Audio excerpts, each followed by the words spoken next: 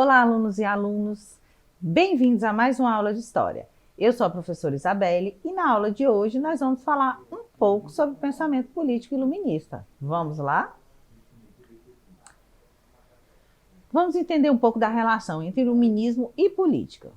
O iluminismo surge ali no período que marca, o fim da transição entre o feudalismo e capitalismo, representando, no campo social e político a ascensão dos ideais da classe burguesa, exercendo vasta influência sobre a vida política e intelectual da maior parte dos países ocidentais. No início do século XVIII, a burguesia europeia já havia se transformado numa forte e rica classe social, porém ainda sem nenhum acesso ao poder político, que continuava nas mãos dos reis. As ideias iluministas surgiram nesse contexto como resposta aos problemas concretos enfrentados pela burguesia, tais como a intervenção do Estado na economia e os limites de sua atuação política. A época do iluminismo foi marcada por transformações políticas, tais como a criação e consolidação dos Estados-nação, a expansão de direitos civis e as revoluções burguesas. O ideal revolucionário não é um ideal iluminista, mas não há dúvida de que suas ideias políticas, as ideias políticas do iluminismo influenciaram ali a elaboração da Declaração de Independência dos Estados Unidos e a Declaração Francesa, dos Direitos do Homem e do Cidadão, que foi redigida ali pela Assembleia Constituinte, em 1789, durante a Revolução Francesa. Foi aí com borbulhadas ideias, de liberdade, igualdade e fraternidade que o iluminismo inflamou a sociedade para uma revolução, que foi a Revolução Francesa, que sepultou aí de maneira quase que total, o feudalismo e o absolutismo, onde o povo começou a questionar a hierarquia imposta, passando a enxergar que a dominação sobre eles não era natural, alcançando o poder da razão para seguir seus ideais. Nesse contexto, podemos observar várias ideias iluministas sendo defendidas no novo cenário político.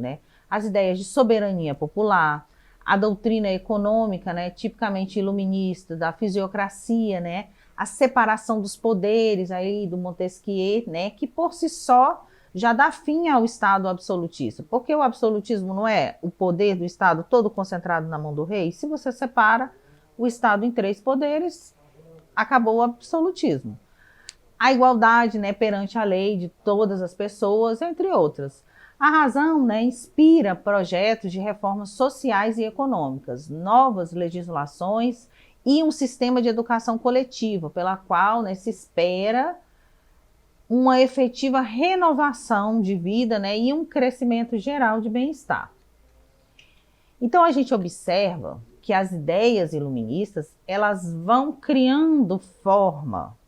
Claro que a gente está ali no século XVIII, e os pensadores iluministas, os filósofos iluministas eram aí pensadores avant-garde, de vanguarda, à frente do seu tempo. Nenhum deles idealizou, por exemplo, estritamente uma república, mas são ideias que vêm desenhando esses ideais revolucionários, esse questionamento do poder absoluto, essa diferenciação entre o povo, entre a burguesia, por exemplo, e a nobreza.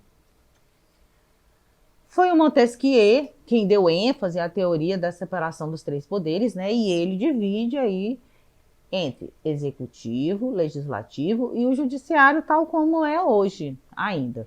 E essa teoria tem como objetivo evitar que o poder se concentre na mão de uma única pessoa, para que não haja abuso, como o ocorrido no Estado absolutista, por exemplo.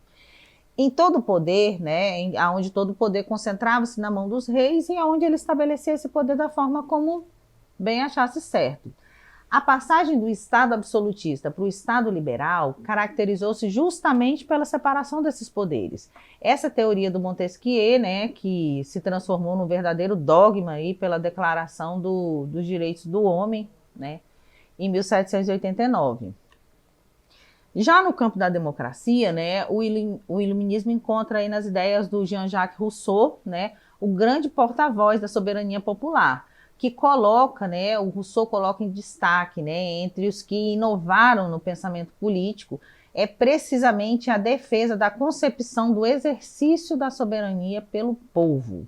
Além disso, Rousseau também era um contratualista, né? O que quer dizer que ele procurava entender e explicar a sociedade civil através de um contrato social, que, para ser legítimo, né, deve ser elaborado de acordo com a vontade geral soberana. Mas como fazer para eliminar os males da vida social, né, e política dos homens, dando-lhe uma nova base? E a resposta é, para o Rousseau, um contrato social, onde regule essas relações. As ideias racionalistas e iluministas influenciaram, né, os governantes absolutistas, né, que pretendiam, né, governar segundo a razão e os interesses do povo, sem abandonar, porém, o poder absoluto, né. Esses, né, ficaram conhecidos, né, esses governantes ficaram conhecidos como déspotas esclarecidos. Os mais conhecidos, né, os mais célebres entre eles, são Frederico II da Prússia, que permitiu a liberdade de culto e de expressão aos prussianos e tornou obrigatório o ensino básico, mas, né, apesar dessas mudanças, a Prússia manteve o regime feudal. Catarina II da Rússia, né, que manteve o contato, né, com muitos filósofos do iluminismo, mas mudou muito pouco aí a estrutura social, né, e econômica da Rússia. O Marquês de Pombal, que era um ministro português, né, que expulsou os jesuítas de Portugal e das suas colônias, né, como do Brasil, por exemplo, por se oporem aí às suas reformas educacionais, além de abrir, né, Portugal para a influência do iluminismo, né, modernizando o ensaio, o ensino, né, bibliotecas, criando a imprensa régia. A gente tem aí também o Carlos III da Espanha, né, que de modo geral, né, a gente pode observar que todos esses, né, realizaram algumas reformas, né, ampliaram a educação, garantiram algumas liberdades, principalmente a liberdade de culto, fortaleceram em alguns aspectos apenas, tá? A igualdade civil, embora mantendo, né, uma certa autocracia, né, e aguçando as contradições sociais e políticas, mas, né, sempre mantendo aí as bases do regime absolutista. A gente tem aí uma imagem, né, onde a gente consegue observar, né, a influência do pensamento iluminista, que acaba culminando aí nas revoluções liberais. Quando a gente fala das ideias iluministas, é muito claro que elas são o pano de fundo para essas revoluções chamadas revoluções burguesas, principalmente a independência dos Estados Unidos, a Revolução Francesa e todas as independências, né, da América Latina, excetuando a independência do Brasil, claro, né, que teve a sua independência decretada, proclamada por Dom Pedro I, né, e continuou sendo um império. E quando a gente fala dessas ideias, a gente fala de ideias que são liberais, né, que formam aí princípios liberais que inclusive são a base da nossa democracia hoje. Vamos exercitar um pouco do que nós aprendemos na aula de hoje? O iluminismo, né, ou ilustração, foi uma escola filosófica que criticava abertamente o poder absoluto dos reis. No entanto, os próprios iluministas propunham um novo sistema político, que consistia, letra A, na limitação do poder real através da Constituição e das leis municipais. Letra B, na divisão do poder absoluto em três, né, ramos distintos, mas interligados, no Executivo, Legislativo e Judiciário.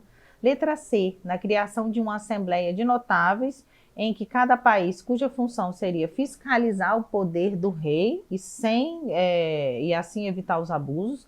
Ou letra D, na supressão da figura do monarca e sua substituição por uma democracia direta, eleita por sufrágio universal. Vamos aí refletir um pouco, pensando na resposta correta, e ela é a letra B, né? A divisão do poder absoluto, né, em três ramos distintos, né, mas interligados entre eles, né, o executivo, o legislativo e o judiciário, né, que são poderes equilibrados aí dentro do Estado, né? O Estado democrático de direito conserva esses três poderes e tem neles a sua base, né? Vamos lá, mais uma questão. As ideias dos diversos filósofos do Iluminismo, que tanta importância exercem nos movimentos sociais dos séculos XVIII e XIX, têm como princípio comum. Letra A República como um único regime político democrático. Letra B, a razão como portadora do progresso e da felicidade.